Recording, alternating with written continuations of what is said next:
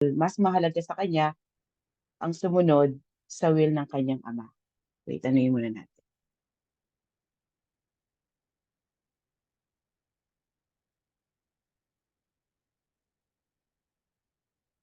Okay.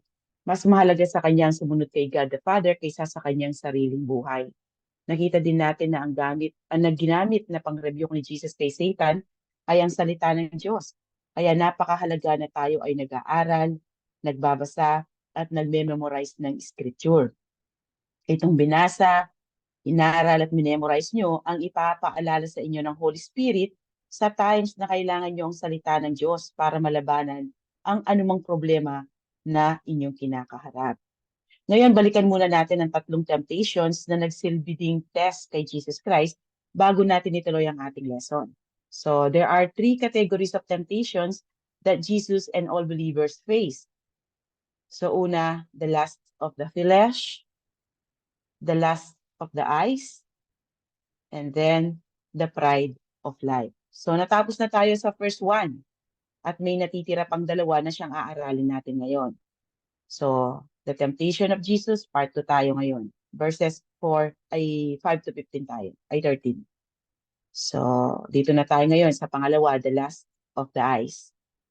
So, he took him up, si Satan, okay? Took him up and showed him all the kingdoms of the world in a moment of time. The devil said to him, I will give you their splendor and all this authority because it has been given over to me, and I can give it to anyone I want. If you then will worship me, all will be yours. And Jesus answered him, it is written, worship the Lord your God and serve him only. Dahil hindi siya naging successful sa pagudyo kay Jesus to doubt God's love for him, Satan tried a different approach.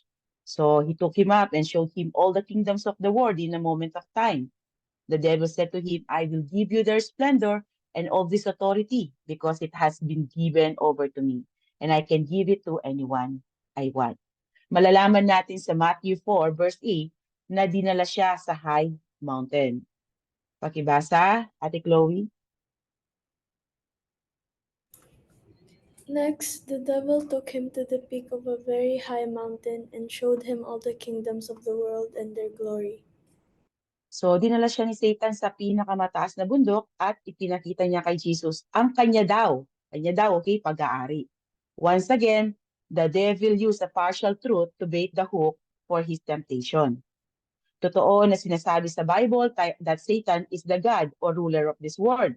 Sign natin sa John 12:31. Pakibasa, Denver. The time for judging this world has come when Satan, the ruler of this world, will be cast out. Okay, and then meron pa tayo sa 2 Corinthians 4:4. Pakibasa, Ray. Satan, who is the god of this world, has blinded the minds of those who don't believe. They are unable to see the glorious light of the good news. So noong makinig kay Satan sina Adam at Eve, napunta kay Satan ang pamamahala sa mundo na initially ibinigay ng Diyos kay Adam. Noong sumunod kasi si Adam kay Satan at mag-disobey siya kay God, in a way parang isinuko niya doon ang karapatan niya na maghari dito sa mundo. Pero hindi ibig sabihin na literally Satan possesses this world, okay? Kundi si Satan lamang ang ruler ng evil world system that dominates the nations of the world. Siya lang ang ruler ng evil world system, hindi ng buong mundo. Okay? It is God who determines the times of the nation's existence and their boundaries because everything belongs to God. Sabi sa Daniel 2:21. Pakibasa, Kuya Gab. He changes the times and seasons. He gives power to kings, and he takes their power away. He gives wisdom to people so they become wise. He lets people learn things and become wise. Si God yan. At meron pa sa 1 Chronicles 29:11. Pakibasa, Kuya Briggs. Makapangyarihan kayo, kagalang-galang, dakila at kapuri-puri, sapagkat sa inyo lahat ng bagay na nasa langit at nasa lupa. Kayo ang hari, o Panginoon, at higit kayo sa lahat. So God is the sovereign ruler of everything. Nakita nyo, Satan was a liar. Ino-offer niya ang hindi naman talaga kanya. At kung totoo man, okay, kung totoo man, ipagpalagay na natin na totoo nga na pag-aari nga niya ang mundo, sa tingin nyo, ibibigay niya ba talaga ito kay Jesus Christ kapag sinamba siya ni Jesus? Of course not. Dahil siya ang father of all lies, di ba? Tingnan natin sinasabi sa John 8:44. Pakibasa, says, Ang diablo ang inyong ama, at kung ano ang gusto niya, yun ang gagawin, ayun ang siya'y mamamatay tao mula pa sa simula, at ayaw niya ang katotohanan dahil wala ang pagsisinungaling dahil sinungaling siya, at siya ang pinagmumulan ng lahat ng kasinungalingan. see, kaya nasabing father of lies siya dahil sa kanya nagmula ito. Siya ang pinagmulan ng kasinungalingan. His false promise was based on nothing but evil pride. Kaya yung mga lies na sinasabi niya sa inyo ay huwag niyong paniwalaan. Lagi niyong balikan ang salita ng Diyos kapag may doubt sa puso niyo patungkol kay God, okay? So ano ang motibo ni Satan dito at ino-offer niya kay Jesus Christ ang kanya daw pag-aari? Ano ang goal niya dito? The goal of Satan here was to get Jesus to doubt God's plan for him and to bypass the cross. Kung tinanggap ni Jesus ang offer ni Satan, hindi na siya daranas ng pasakit sa cross at mapapasa kanya na kaagad ang pamamahala sa lahat-lahat. Parang kinukumbinsi niya dito si Jesus na wag nang gawin ang sacrificial death sa cross at ibibigay na lang daw niya dito ang pag-aari niya na siyang makukuha ni Jesus Christ after niyang magawa ang ipinapagawa ng Diyos Ama sa kanya sa cross. Parang binabribe niya si Jesus dito na wag nang sumunod sa plano ng Diyos Ama at ibibigay niya kaagad kay Jesus ang reward. Dahil parang pinaka-reward ni Jesus Christ sa kanyang pagiging obedient kay God the Father ay ang ipamana sa kanya ang lahat-lahat. Dahil after crucifixion, ibinigay lahat ni God kay Jesus Christ ang pamamahala sa lahat-lahat. Basahin natin sa Matthew 28:18. Pakibasa, Laika. Lumapit sa kanya si Jesus at sinabi, "Ibinigay sa akin ang lahat ng kapangyarihan sa langit at sa lupa." Ganon din sa 1 Peter 3:21-22. Pakibasa, Denver.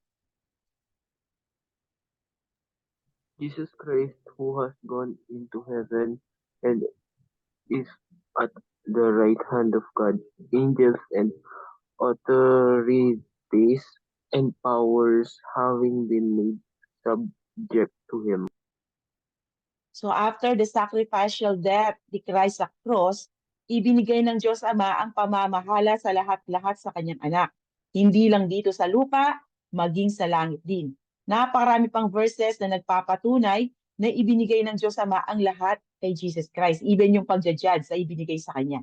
Ngayon, ang temptation ni Satan kay Jesus Christ ay huwag nang dumanas ng kamatayan sa cross. Na i-bypass na niya ang mga pasakit at humiliation na dalanasin niya sa cross at ang pag-forsake sa kanya ng Diyos Ama. Ibibigay na lang daw ni Satan sa kanya ang lahat ng ito sa isang kondisyon. If you then will worship me, all will be yours. Makikita natin ang true motive ni Satan dito sa ibinigay niyang kondisyon kay Jesus Christ. Ano ba ang dahilan at nagrebelde si Satan o si Lucifer sa Diyos? Dahil gusto niyang maging katulad ng Diyos. Gusto niyang makuha ang worship na nakukuha ng Diyos mula sa kanyang mga nilikha. Kaya nga, gumawa siya ng mga false religions na mag-worship sa kanya. Gusto niyang maging kagaya ng Diyos na lumikha sa kanya, tulad ng sinasabi sa Isaiah 14, verses 13-14. Pakibasa, Tihana. For you have said in your heart, I will ascend into heaven, I will exalt my throne above the stars of God. I will also sit on the mount of congregation on the farthest sides of the north. I will ascend above the heights of the clouds, I will be like the Most High. So gusto ni Satan na maging katulad ng Diyos. So if he persuaded the Son of God to worship him, that would have achieved his original goal of elevating himself in equality or above God. Apart from this, gusto rin niyang hadlangan ang redemptive plan ni God. Kapag sinunod ni Jesus itong ipinapagawa ni Satan sa kanya, if Jesus bypassed the cross, walang salvation na naghihintay sa mga tao. Apart from the sacrificial death and resurrection of Jesus Christ, walang salvation para sa mga tao. Pero syempre, hindi naman natinag si Jesus sa offer na ito ni Satan. Ni walang pagdadalawang isip na sinagot siya ni Jesus Christ at ito ay mula sa Scripture. Ang sagot niya, and Jesus answered him, "It is written, worship the Lord your God and serve Him only." Jesus rejected Satan's blasphemous suggestion by quoting again from Scripture. Nakuha niya to sa Deuteronomy 6, verse 13. Pakibasa, Kuya Ian. You must fear the Lord your God and serve him. When you take an oath, you must use only his name. So Jesus refused to be an idolater. He refused to step outside of God's plan. He so cherished God's love that when Satan offered him all the pleasures of the world for his worship, he refused. There would be no deal with the devil, no shortcut to glory. He would follow his Father's plan, whatever the cost to him, kahit buhay niya. Alam natin na sinakripisyo ng Diyos ay ni Jesus Christ ang kanyang buhay, di ba? Dahil sa pag-ibig niya sa kanyang Ama. Secondary lang yung pag-ibig niya sa atin, okay? Ginawa niya iyon dahil sa pag-ibig niya sa kanyang Ama at tayo ang beneficiary noong pag-ibig niya na yon. Tandaan niyo sa time na ito, gutom na si Jesus Christ dahil 40 days siyang walang pagkain. Ang mga tao, kahit ang mga Christian, kapag sila ay nakakaranas ng pagsubok, mabilis silang bumigay sa temptation. Nawawala ang kanilang pananampalataya sa plano ng Diyos sa kanila. Pero hindi si Jesus Christ. We must remember this, kay God, walang shortcuts. And God's way is always the best. Dahil all-knowing si God, kaya naman definitely best ang way niya. Believers must wait patiently for God to act on their behalf and refuse the temptation to take matters into their own hands. As James 5:10 says, brothers and sisters, as an example of patience in the face of suffering, take the prophets who spoke in the name of the Lord. Dahil kapag impatient ka at hindi nagtitiwala sa Panginoon, madali kang mahulog sa trap ng kalaban. Dapat gayahin natin si Jesus who is delighted to do God's will. Pinropesaya ni King David sa Psalm 48. Pakibasa, Ate Chloe. I desire to do your will, my God. Your law is within my heart. So, yan daw ang gagawin ng Messiah. Ganyan ang pakiramdam ng Messiah sa will ni God. Nasa kanyang puso. So, doing God's will was Christ's delight and He was rewarded for it. Tulad ng nabasa natin kanina, na ibinigay sa kanya ang pamamahala sa lahat-lahat. After niyang magawa ang lahat ng ipinapagawa ng Diyos Ama sa kanya. Tayo din ay may reward sa pagsunod natin sa ipinapagawa ni God sa atin. Sabi sa Revelation 22:12, pakibasa, Ray. Behold, I am coming quickly. My reward is with to render to every man according to what he's done. Ganon din, meron pa sa Matthew 16:27. Pakibasa, Kuya Gab. The Son of Man is going to come in his Father's glory. His angels will come with him, and he will reward everyone in keeping with what they have done. At meron pa, last, sa 1 Corinthians 3:8. Pakibasa, Kuya Briggs. Ang nagtatanim at ang nagdidilig ay parehong manggagawa lamang, at bawat isa ay natanggap ng gantimpala ayon sa kanyang pagsisikap. Ito yung mga nag-share ng salita ng Panginoon, okay? Yung mga nagtatanim at nagdidilig. So, marami pang verses sa Bible na makikita natin na may reward na naghihintay sa mga faithful believers. Kaya be faithful kay God until the end dahil tulad ni Jesus Christ, may naghihintay ding reward sa mga ginagawa nating pagsunod sa Diyos. Hindi dito sa lupa, kundi sa langit ang reward natin. Hindi nasisira at hindi nabubulok. At malalampasan lang natin ang temptation at makakasunod lang tayo sa will ni God kung ang desire natin ay ang sumunod sa Kanya at ang i-please siya tulad ni Jesus Christ. Yun lang ang solusyon para hindi tayo bimigay sa ating sinful desires. The Bible tells us that sin is pleasurable. Totoo naman na may hatid na pleasure ang pagsunod sa ating flesh. However, this pleasure is temporary, but sometimes the consequences is forever. Kaya think not only once or twice, but multiple times bago nyo gawin ang isang bagay, lalo na kung ito ay hindi nakakalugod sa Panginoon. Dahil tandaan nyo, laging may consequence sa mga ginagawa natin. Good or bad yan, laging may consequence doon. Okay? Kaya dapat mas maging matimbang sa atin ang masunod ang will ni God sa buhay natin at hindi ang sarili nating kalooban. Yun lang ang solusyon, tulad ng sabi ko kanina, para malabanan natin ang temptation. Ngayon, dito na tayo sa last temptation, the pride of life. So he took him to Jerusalem. Si Satan na naman yan. Had him stand on the pinnacle of the temple and said to him, "If you are the Son of God, throw yourself down from here. For it is written, He will give His angels orders concerning you to protect you. And they will support you with their hands, so that you will not strike your foot against a stone." And Jesus answered him, "It is said, do not test the Lord your God." So his first two attempts to lure Jesus into sin had failed completely. Pero ayaw pa din sumuko ni Satan. Kaya nagtry pa siya na i-tempt si Jesus for the last time. Itong last temptation na ito, sa book ni Matthew, nakalagay ito na second temptation. But for some unknown reason, Luke put it last. So Satan took him to Jerusalem, had him stand on the pinnacle of the temple, sa pinakataas ng temple, okay? And said to him, "If," so mas tamang sabihin dito yung since you are the Son of God, throw yourself down from here. For it is written, He will give His angels orders concerning you to protect you, and they will support you with their hands, so that you will not strike your foot against a stone. Dito si Satan, ginaya na niya si Jesus Christ na nag-quote ng scripture. At ginaya din niya si Jesus sa yung pagsasabing, for it is written. Diba? Manggagaya talaga siya. Isa yun sa karakter niya, manggagaya. At itong sinabi ni Satan na ito ay Messianic Psalm. Galing ito sa Psalm 91 verses 11 to 12.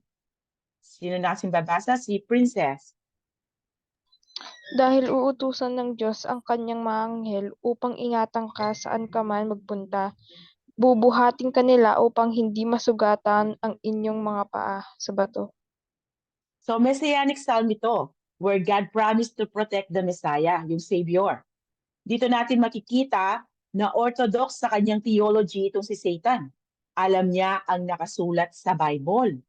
Inaaral niya ito for sure dahil ito ang ginagamit niya na pang-deceive sa mga tao. Ang tanong, ano ang temptation dito? So dalawa ang iniisip marahil ni Satan na pwedeng mangyari dito, okay? Kung tatalon si Jesus. Una, temptation na makapagyabang kung sino ba talaga si Jesus Christ. Likas sa mga tao ang maging mayabang. Tayo nga, kapag may kilala tayong sikat na tao, gusto nating ipangalandakan na kilala natin ito. Or gusto nating ma-associate dito, di ba? Sa mga Gen Z, tinatawag ang ganitong tao na clout chaser. Kung ikaw, tatay mo si God, ang all-powerful, all-knowing God, parang ang sarap nga namang magyabang, di ba? Ang sarap mag-power trip. Kaya ito ang ginamit na pang-tempt ni Satan kay Jesus Christ. Nasa highest point ng temple si Jesus dito at visible ito sa maraming tao. If Jesus threw himself off the building and God was forced to save him by sending angels to rescue him, maraming tao ang makakakita nito at may impress sila kay Jesus Christ dahil nagpadala ng mga anghel ang Diyos para i-save siya. Patunay iyon na siya nga ang Messiah. Jesus then would have received praise and glory from men. Pero kapag ginawa niya iyon, hindi siya nag-submit sa will and plan ng kanyang ama. At nineglect niya ang redemptive plan ni God through the humiliation of the cross. Kapag ganon ang nangyari, wala nang salvation na naghihintay para sa ating lahat. Pero alam naman natin that Jesus didn't want popularity tulad ng mga mayayabang na tao. Hindi siya cloud chaser. He didn't come to be popular. Actually, ang totoo, he didn't come to be accepted. Dahil kung accepted siya ng mga tao, paano niya ma-accomplish ang kamatayan sa cross? Kaya nga hindi rin siya napunta sa mayaman na pamilya or else hindi mangyayari ang crucifixion. Next na iniisip marahil ni Satan na mangyari ay kung hindi i-rescue ni God si Jesus kapag ito ay tumalon. Tiyak na ito ay mamamatay. Dahil napakataas ng kanyang kinalalagyan dito. At alam ni Satan na si Jesus ay 100% man. Kaya kung tatalon siya na hindi nire-rescue ng mga angels ni God, siya ay tiyak na mamamatay. Satan told Eve, "You will not certainly die." Pero ano ang nangyari kay Eve? Eve died spiritually and physically. Hindi nga lang kaagad-agad nangyari yung physical death niya, okay? Pero iyon pagkakasala niya ang dahilan kung bakit nagkaroon ng kamatayan sa ating mga tao. Dahil ang kabayaran ng kasalanan ay kamatayan. Romans 6:23, for the wages of sin is death. Kaya lahat ng tao ay namamatay at mamamatay, except kina Enoch, Elijah at sa mga mararapture. Dahil lahat tayo ay nagkasala. Yung mga sinabi ko, exempted sila dahil for some reason may si God kung bakit kinuha sila na hindi sila namatay. So kung namatay si Eve sa pagsunod niya kay Satan, so would Jesus if he will throw himself down from the pinnacle of the temple. Kapag ganon, wala ding redemption na mangyayari dahil namatay siya sa ibang paraan at hindi sa cross. Dahil ang nakaprophesy sa Old Testament, sa cross mamamatay ang Savior ng mundo. Pakibasa, Ate Hana? My strength has dried up like sun-baked clay. My tongue sticks to the roof of my mouth. You have laid me in the dust and left me for dead. My enemies surround me like a pack of dogs, and an evil gang closes in on me. They have pierced my hands and feet. I can count all my bones. My enemies stare at me and gloat. They divide my garments among themselves and throw dice for my clothing. Yan, ginawa nila kay Jesus yan. Kung mababi na napag-aralan niyo sa Matthew, makikita niyo doon. Yung dinivide nga yung kanyang mga garments, yung kanyang mga damit. Tapos, yun nga, binutas siya, di ba? Ipinako siya sa krus. Tapos, kung nakapako ka sa krus, syempre, nakaano ka doon. Yung para ka daw, madedehydrate ka doon sa cross, okay? Yun yung dyan na para siyang na-sunbake. Kaya, yan, patungkol yan sa cross. And then, meron pa sa Isaiah 53, verses 3 to 7. Pakibasa, Kuya Ian. People looked down on him. They didn't accept him. He knew all about pain and suffering. He was like someone people turned their faces away from. We looked down on him. We didn't have any respect for him. He suffered the things we should have suffered. He took on himself the pain that should have been ours. But we thought God was punishing him. We thought God was wounding him and making him suffer. But the servant was pierced because we had sinned. He was crushed because we had done what was evil. He was punished to make us whole again. His wounds have healed us. All of us are like sheep. We have wandered away from God. All of us have turned to our own way, and the Lord has placed on his servant the sins of all of us. He was treated badly and made to suffer, but he didn't open his mouth. He was led away like a lamb to be killed. Sheep are silent while their wool is being cut off. In the same way, he didn't open his mouth. Yan, patungkol yan kay Jesus Christ. Hindi siya nag-complain sa mga ginawa sa kanya. And tinatawag siyang servant dahil nga sumusunod lang siya sa will ni God the Father. Tignan nyo, ginawa niya lahat yan, inako niya yung kasalanan natin para magkaroon tayo ng relationship, makabalik tayo sa Diyos Ama, para ma-patch up yung broken relationship natin nung nagkasala ang ating unang magulang na sina Adan at Eva. So ito lahat, itong binasa natin sa Salmo dito sa Isaiah, napapatungkol lahat yan sa nangyari kay Jesus Christ sa cross. Kaya kung hindi sa cross namatay si Jesus Christ, hindi siya ang Savior ng mundo at walang salvation sa atin. So the devil was hoping that one of these two events will occur. If God miraculously delivered Jesus, he would cease to submit to his plan and will. Therefore, Jesus is not qualified to be our sin bearer. Or if he was killed by the fall, he would not die on the cross as a substitute for sin, as the Old Testament had foretold. Yan yung pinrophesy sa Old Testament. Sa lahat ng temptation, alam nyo ba na itong pangatlo ang pinakadelikado para sa atin, okay? Para sa ating mga tao. Dahil parang akala mo, ine-encourage dito ang tao na i-exercise ang kanyang faith kay God. But in reality, you are being arrogant for demanding things from God. Parang ginagawa mong genie si God dito.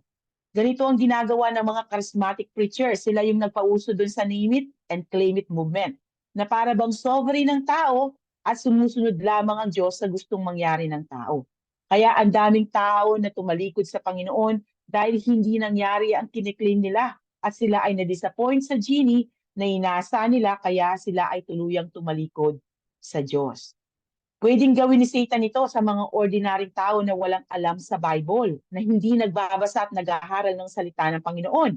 Example, sasabihin niya, kung talagang naniniwala ka na mahal ka ng Diyos mo, sige nga, tumalon ka sa building na ito at kung mahal ka niya, ililigtas ka niya. Naniwala ka naman kay Satan at tumalon ka nga. Anong nangyari? Patay ka ngayon. Diba? Patay ka. Tandaan nyo, true faith humbly submits to the will of God at hindi tinetest ang love ni God sa kanila. Tulad ni Jesus who humbly submits to the will of His Father. Kaya naman hindi siya na-provoke ni Satan na sumunod sa ipinapagawa nito. Instead, he rebuked the devil. And Jesus answered him, it is said, or sa ibang it is written, do not test the Lord your God. So he quoted Deuteronomy 6, verse 16. Pakibasa, Chloe. You must not test the Lord your God as you did when you complained at Massa. So paanong tinest ng mga Israelites si God nung nasa Masa sila? When they complained.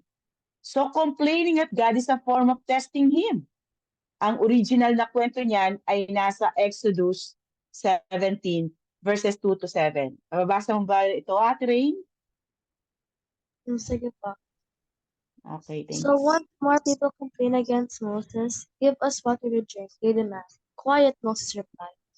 Why are you complaining against me? And why are you testing the Lord? But tormented by thirst, they continued to argue with Moses. Why did you bring us out of Egypt? Are you trying to tell us our children and our livestock with thirst? Then Moses cried out to the Lord. What should I do with these people? They are ready to stone. The Lord said to Moses, walk out in front of the people, take your staff, the only one you use to struck water of the Nile, and call some of the elders of Israel to join. I will stand before you on the rock at Mount Sinai. Strike the rock and water will gush out. People will be able to drink. So Moses struck the rock as he is told, and water gushed out as the elders looked on. Moses named the place Massah, which means test, and Mariba, which means argue, because the people of Israel argued with Moses and tested the Lord by saying, is the Lord here with us or not? So if you are questioning God or nagko-complain ka sa Kanya, you are actually testing God kung nag-e-exist ba siya or hindi. Kung totoo ba siya or hindi. So ganun din dito. Kung sinunod ni Jesus Christ si Satan, parang tinetest niya si God dito na patunayan niya na nag-e-exist talaga siya. God, prove to me that you are here with me. Parang ganun yun eh. Kung gagawin ni Jesus ang gusto ni Satan, parang kinorner niya si God dito kung saan no choice si God but to do something to save his son. Parang hinahamon niya dito si God na patunayan ang sinabi niya sa Psalm 91 verses 11 to 12 na hindi niya ito pababayaan na mamatay. Okay, Father, tatalon ako ngayon kung talagang mahal mo ako tulad ng pangako mo sa Psalm 91 na hindi mo hayaan na masugatan ang aking mga paa sa bato, then prove it. And that was the temptation. But Jesus doesn't move. Hindi siya na-tempt ni Satan na gawin ito. He will not force God's hand to do something presumptuously or arrogantly. He won't do that. Dahil tulad ng inaral natin last week, bumaba siya mula sa langit to do the will of the one who sent him. Hindi ang gusto niya ang sinusunod niya, kundi ang kalooban na nagsugo sa kanya. So ngayon, alam na natin na hindi pala dapat natin hamunin si God na patunayan niya sa atin na nag-e-exist siya. For we walk by faith, not by sight. So ngayon, recap muna tayo sa tatlong temptations na kinaharap ni Jesus Christ. Sa first temptation, tinry ni Satan na i-tempt si Jesus to distrust God's love and care. And then sa pangalawa naman, there was the temptation to distrust God's plan. At ito ang twist. Sa third temptation, binaligtad naman ni Satan ang strategy niya. Dahil hindi niya na-tempt si Jesus to distrust his Father, kaya ang ginawa niya dito, tinempt naman niya si Jesus to trust God presumptuously or arrogantly. Nakita niyo kung gaano katuso si Satan? Kaya mag-ingat kayo sa mga patibong or trap na ginagawa niya. Dahil akala mo maganda sila, pero ang totoo, ikakapahamak niyo pala sa huli. Sabi nga sa Proverbs 14:12, there is a way that appears to be right, but in the end, it leads to death. Kahit mukhang harmless ito, kung hindi ito ayon sa sinasabi ng Bible, hindi iyon will ni God. Okay? Nakita natin na hindi natinag ni Satan si Jesus dahil mas mahalaga sa kanya ang masunod ang kalooban ng kanyang ama. And last verse, after the devil had finished every temptation, he departed from him for a time. So ngayon, napagtagumpayan lahat ni Jesus Christ ang bawat temptation na ibinato sa kanya ng kalaban over the entire 40-day period. Sa Matthew, makikita na after matalo ni Satan, Jesus dismissed the devil. Si Jesus ang nag-dismiss sa kanya. Sabi niya, get out of here, Satan. Jesus told him. So, anong ginawa ni Satan? So, Satan departed from him for a time. Ibig sabihin, hindi ito ang last. Dahil for sure, throughout Jesus' ministry, tinempt siya ni Satan na magkasala. At after magtagumpay ni Jesus sa kanyang test, mababasa natin sa Matthew na dumating ang mga angels para paglingkuran si Jesus Christ. Then the devil went away and angels came and took care of Jesus. For sure, pinakain na siya dito ng mga anghel. Kaya nakita niyo yung ano ng Panginoon, yung kanyang pag-ibig. Hindi niya pinabayaan ang kanyang anak. Kaya kung magtitiwala din tayo sa Diyos at matutong maghintay sa kanyang plano para sa atin, hindi niya rin tayo pababayaan at ipoprovide niya lahat ng needs natin. Nakita niyo, dahil pasensyoso si Jesus Christ at mahal na mahal niya ang kanyang ama, kaya nagtiis siya. Okay? Kahit na ano pang ibinigay sa kanyang temptation, hindi siya nagpatinag at hinintay niya na kung ano yung kalooban ng Diyos Ama ang masunod. At yun nga, ibinigay sa kanya. Sa kanyang paghihintay, ayan, ipinadala sa kanya yung mga anghel upang alagaan siya, paglingkuran siya. Di ba? Kasama na dyan ang pagpapakain sa kanya. So tignan natin ang ilang lessons na makukuha natin ngayon sa pag-o-observe sa ginawang assault ni Satan kay Jesus Christ. So may 3 lessons from observing Satan's assault on Christ. Siguro marami pang mga lesson pero 3 lang ang inilagay ko dito. Okay? So una, he uses the same strategies to tempt believers that he used on Christ. Madalas niyang gawin sa atin yan na i-tempt tayo na huwag magtiwala sa love ni God and doubt His plan for us. Kaya madalas, sinusunod natin ang sarili nating will at hindi ang will ni God. Kaya nalalagay tayo sa hindi magandang sitwasyon. Kaya tayo napapahamak. And then pangalawa, Satan takes advantage of specific circumstances to launch his assaults. So madalas sumatalakay ang kalaban kapag ang mananampalataya ay high na high sa kanyang spiritual life. Tulad ni Jesus, he tempted him after his spiritual high point of his baptism, when the Holy Spirit and the Father publicly affirmed him. Kung mapapansin nyo, yung mga bagong believers na mainit sa Panginoon, lagi silang may test na, kumbaga laging may binibigay na assault itong si Satan. And then, Satan also assaulted Jesus when he was physically weak after 40 days without food and isolated from other people. So ganun din tayo kapag tayo ay lugmok na lugmok, dala ng problema. Like sa case nyo, pwedeng kapag kayo ay problemado sa school, sa mga subjects nyo, maaring may failing grade kayo, or problema sa kaibigan or magulang, or maaring ikaw ay may karamdaman. Ititempt ka ngayon ng kalaban na i-doubt ang love ni God sa inyo. Tandaan nyo ito. Romans 8 verses 35, 38, and 39. Pakibasa, Kuya Gab. Can anything separate us from Christ's love?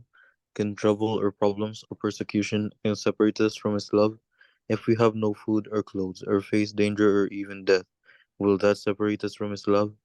Yes, I am sure that nothing can separate us from God's love, not death, life, angels, or ruling spirits. I am sure that nothing now, nothing in the future, no powers, nothing above us, or nothing below us, nothing in the whole created world will ever be able to separate us from the love God has shown us in Christ Jesus our God. Tandaan niyo itong verse na to. Every time na nagda-doubt kayo sa pag-ibig ng Diyos Ama, okay? Ito, balikan niyo itong verse na to. If you are in Christ, nothing and no one can separate you from God's love because He loves you through Christ. Kung gaano niya kamahal ang kanyang anak, ganun niya tayo kamahal. And that love is eternal. Dahil hindi naman tayo nakikita niya kasi nga nakabalot sa atin ang righteousness ni Jesus Christ, di ba? Kaya si Jesus Christ ang nakikita niya sa atin. Kaya yung pag-ibig na inuukol niya sa kanyang anak, yun ang iniuukol ng Diyos Ama sa atin. And lastly, along with watchfulness and prayer, Scripture is the essential weapon believers must wield to defeat temptation. This requires both knowledge of the Bible and a commitment to obey it para magawa natin ito effectively. Just like Jesus, He was successful sa temptation na ibinato ng kalaban sa Kanya dahil sa Kanyang knowledge sa Bible at sa Kanyang kagustuhan na maging pleasing kay God, na masunod ang lahat ng will nito. Kaya to be successful in our struggle against temptation, we must follow the pattern set by the Lord Jesus Christ. We must trust God's love, submit to His plan, and refuse to presume on His promises and grace. By doing so, we will successfully resist the devil and see him flee from us. At kung tayo ay nahihirapan sa ating pinagdadaanan, remember, we have a great high priest who has ascended into heaven, Jesus, the Son of God, na pwede nating lapitan anytime para hingan ng tulong sa ating pinagdadaanan. Dahil ang sabi sa Hebrews 4, verses 14 to 16, pakibasa, Kuya Briggs. Kaya nga, magpakatatag tayo sa ating pananampalataya dahil mayroon tayong dakilang Panginoon, pari na pumasok na sa kalangitan, doon mismo sa harap ng Diyos. Siya'y walang iba kundi si Jesus na anak ng Diyos. Ang ating pinakapunong paring ito ay nakakaunawa sa ating mga kahinaan, sapagkat tulad natin, tinukso siya sa lahat ng paraan, subalit kailan may hindi siya nagkasala. Kaya't huwag tayong magkatubiling lumapit sa trono ng mahabaging Diyos upang makamtan natin ang habag at pagpapala na tutulong sa atin sa panahon ng ating pangangailangan. Our high priest can relate and empathize with us in our weaknesses. Dahil tao din siyang tulad natin na tinukso din ng kalaban, yet without sin.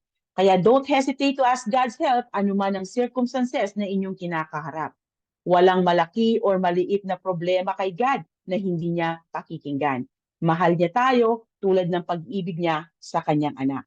And when we fail, okay, kung halimbawa natalo tayo sa temptation, bumigay tayo, because we do fail, di ba? From time to time, natatalo tayo, na bumibigay tayo sa kalaban, sa desire ng flesh natin. Anong gagawin natin kapag tayo natukso ng kalaban na magkasala? Or natukso tayo sa sarili nating kasi hindi lang ang kalaban na tumutukso sa atin, okay? Dahil may desire din tayo, may selfish desire din tayo. Na kung minsan, iyon ang nagiging dahilan kung bakit tayo nagkakasala. Hindi laging si Satan ang dahilan, okay? Kaya huwag niyo laging isisi kay Satan, okay? Anong dapat niyo gawin kapag ganoon, kapag ikaw ay nagkasala? Do not despair. Instead, ask God's forgiveness. Confess your sins, for God is faithful and just, and He will forgive us our sins and purify us from all unrighteousness, para makapag-persevere tayo in our pursuit of holiness. So dito natatapos ang lesson natin for today. Thank you for listening, and to God be all the glory. Tapos na po tayo at doon na tayo sa ating reflection.